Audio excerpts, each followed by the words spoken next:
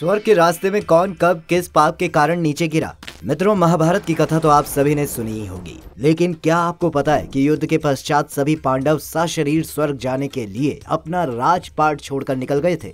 आइए जानते हैं विस्तार पूर्वक। महाभारत युद्ध के समाप्त होने के काफी समय के बाद जब भगवान श्री कृष्ण शरीर त्याग कर वैकुंठ धाम चले गए थे, तब महर्षि वेदव्यास की सलाह पर सभी पांडवों ने अपना राजपाट त्याग दिया और परीक्षित का राज्याभिषेक कर दिया। इसके बाद सभी पांडवों ने साधु का रूप धारण किया और सशरीर स्वर्ग जाने के लिए निकल पड़े। इस यात्रा में पांडवों के साथ एक कुत्ता भी उपस्थित था। सभी जगह की यात्रा करते करते पांडव हिमालय पहुंच जाते हैं। हिमालय पार करने के बाद पांडवों को एक बालू का समुद्र मिला, जिसे पार करने के बाद वो अंत में सुमेरु पर्वत के पास जा पहुंचे। इसके बाद पांडवों ने उस पर्वत पर चढ़ाई प्रारंभ कर दी। बताया जाता है कि चढ़ाई करते समय सभी पांडवों का एक एक करके पतन होने लगा था। सुमेरु पर्वत की चढ़ाई में सबसे पहले द्रौपदी लड़खड़ाकर गिर पड़ी। उन्हें देखकर भीम हैरान हो गए और उन्होंने धर्मराज युधिष्ठिर से पूछा कि भ्राताश्री, आखिर द्रौपदी ने ऐसा कौन सा पाप किया है कि वह हम सभी से पहले ही इस स्थिति में आन गिरी।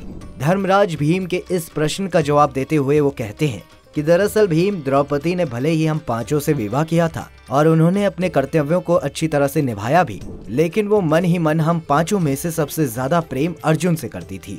इसलिए आज उनके साथ ऐसा हो रहा है। यह उन्हें उसी पाप की सजा मिल रही है। इस घटना के बाद पांडवों ने थोड़ी ऊंचाई तक और चढ़ाई की कि अचानक सहदेव मूर्छित होकर नीचे गिर पड़े।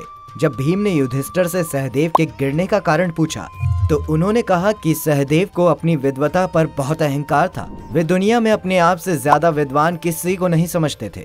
इसी दोष के कारण सहदेव को ये सहना पड़ रहा है। द्रौपदी और सहदेव के गिरने के बाद कुछ समय पश्चात नकुल भी मूर्छित होकर नीचे गिर पड़े। अब जब भीम ने फिर धर्मराज युधिष्ठिर से नकुल की मृत्यु का कारण पूछा तो उन्होंने जवाब देते हुए कहा कि नकुल को अपने रूप पर बहुत अहंकार था। वे दुनिया में स्वयं को सबसे सुंदर पुरुष समझते थे। इसी अभिमान के कारण ही नकुल नीचे गिर गए। इस घटना के बाद जब युधिष्ठिर, भीम, अर्जुन और वह कुत्ता यात्रा में आगे बढ़े तो कुछ समय बाद अर्जुन भी नीचे गिर पड़े।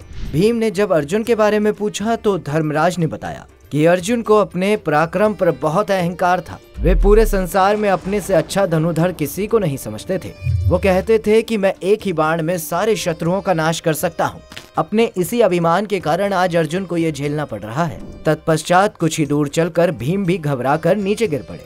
जब अपने अंतिम समय में उन्होंने धर्मराज से अपने गिरने का कारण पूछा तो उन्होंने बताया कि भीम, तुम खाते बहुत थे और हर समय अपने बल का झूठा प्रदर्शन करते रहते थे, इसी कारण तुम्हें ये सहना पड़ रहा है। ये कहकर युधिष्ठिर उस कुत्ते के साथ आगे बढ़ गए। कुछ ही दूर चलने के बाद स्वयं देवराज इंद्र अपना रथ लेकर युधिष्ठिर को लेने आ गए। जब इंद्र ने उनसे रथ पर बैठने को कहा तो उन्होंने देवराज से कहा कि मेरे भाई और पत्नी द्रौपदी रास्ते में गिर पड़े हैं, वे भी मेरे साथ चलें, कुछ ऐसी व्यवस्था कीजिए।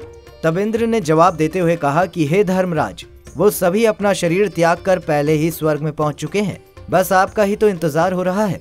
इसके बाद इंद्र की बात सुनकर युधिष्ठिर ने कहा कि यह कुत्ता मेरा परम भक्त है, इसीलिए इसे भी मेरे साथ स्वर्ग जाने की आज्ञा दीजिए। लेकिन इंद्र ने ऐसा करने से मना कर दिया।